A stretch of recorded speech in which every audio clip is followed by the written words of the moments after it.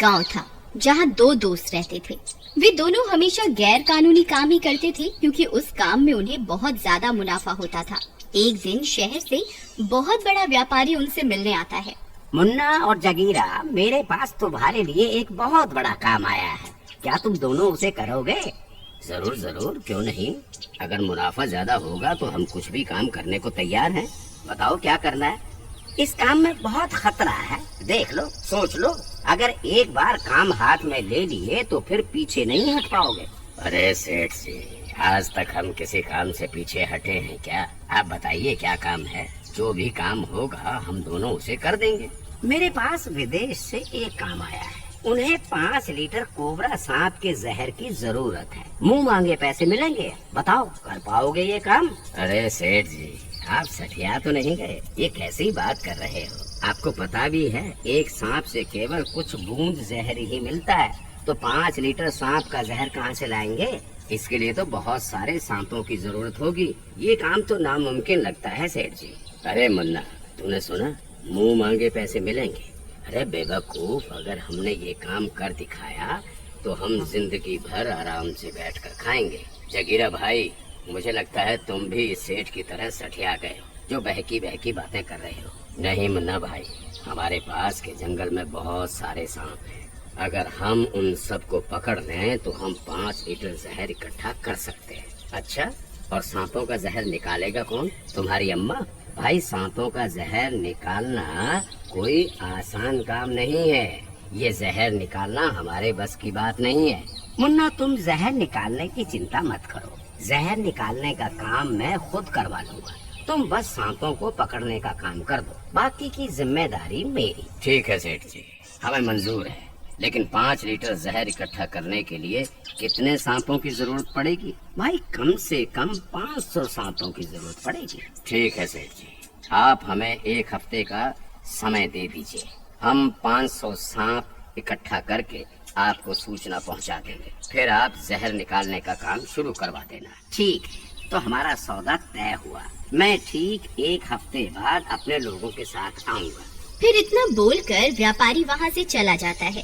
जगीरा भाई, मुझे लगता है हमने ये काम पकड़कर सही नहीं किया। इस काम में बहुत ज्यादा जोखिम है। अगर किसी सांप ने हमें डस लिया तो हमारा मरना तय है। तू डर मत यार, कुछ नहीं होगा। मेरे पास एक तरकीब है। आज रात को हम जंगल चलेंगे सांपों को पकड़ने के लिए। तुम तैयार रहना। फिर रात होने पर वे दोनों जंगल की ओर सांपों की तलाश में चल देते हैं। थोड़ी दूर चलने पर उन्हें कुछ सांप दिखाई देते हैं। वो देखो मुन्ना, वहाँ कुछ सांप है।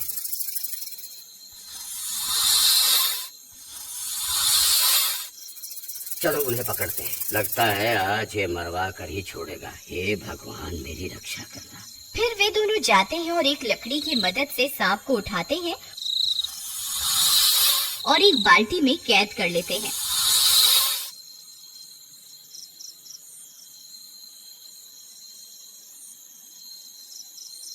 फिर वे थोड़ी दूर जाते हैं और कुछ और सांपों को भी बाल्टी में कैद कर लेते हैं।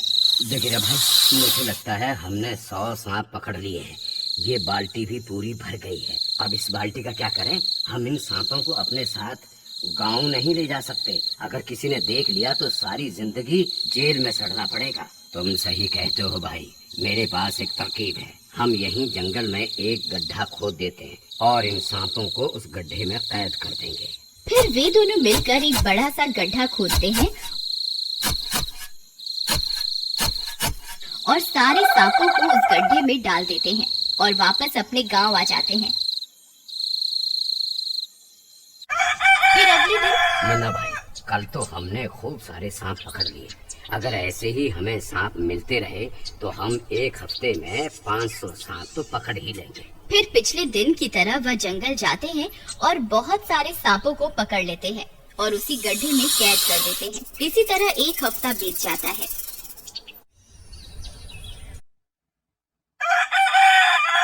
जगीरा भाई, मुझे लगता है हमने 500 सांप इकट्ठा कर लिए। अब बस हमें सेठ का इंतजार करना है जो आकर इन सांपों का जहर निकलवाए। फिर हम माला माल हो जाएंगे। कुछ देर इंतजार करने पर उन्हें वह सेठ आता हुआ दिखाई देता है। वह सेठ अपने साथ कुछ लोगों को भी लाता है। मुन्ना और जगीरा, मुझे उम्मीद है तुमने अपना काम बखूबी निभा दिया होगा। हाँ सेठ जी, हमने तो अपना काम बखूबी कर दिया है। अब आप जहर निकालने का काम करो और हमें हमारे पैसे दो।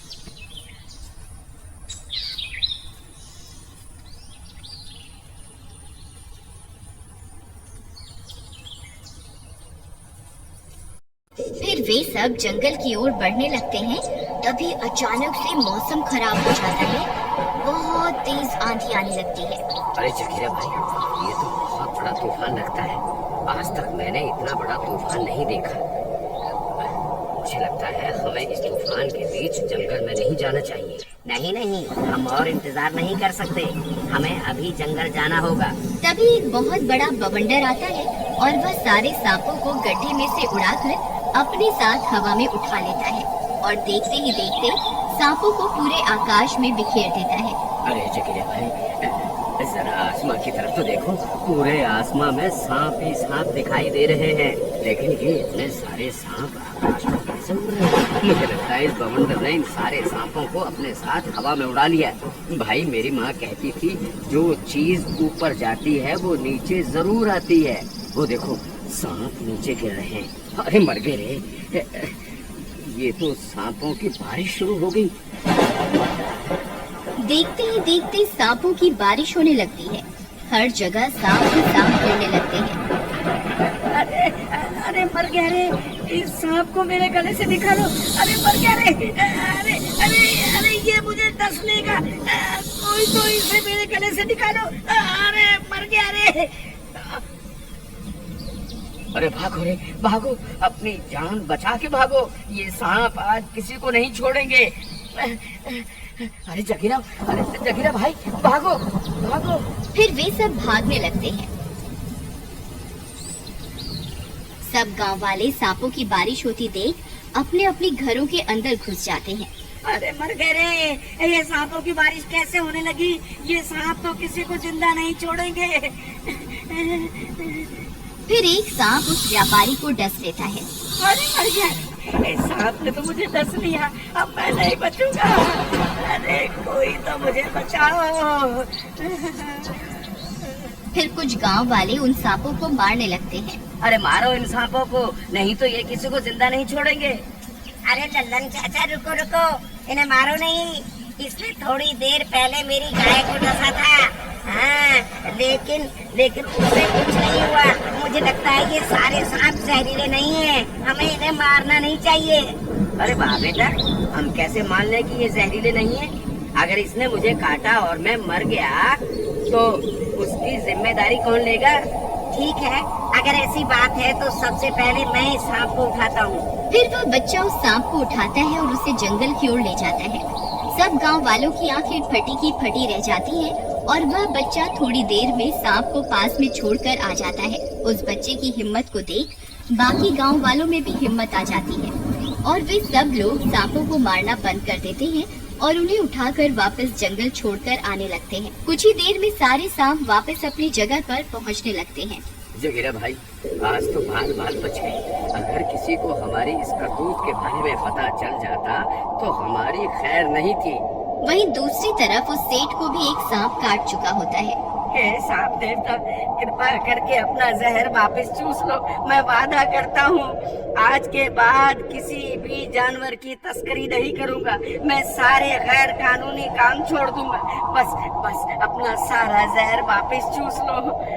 अरे सेठ जी, रोना बंद करो, कुछ नहीं होगा तुम्हें। ये सारे सांप जहरीले नहीं है, इनके काटने से किसी को कोई नुकसान नहीं हुआ है। आपको भी कुछ नहीं होगा। अच्छा मुन्ना और जगीरा, आज के बाद मैं कोई भी गैर कानूनी काम नहीं करूँगा। तुम ये सब गलत काम छोड़ दो।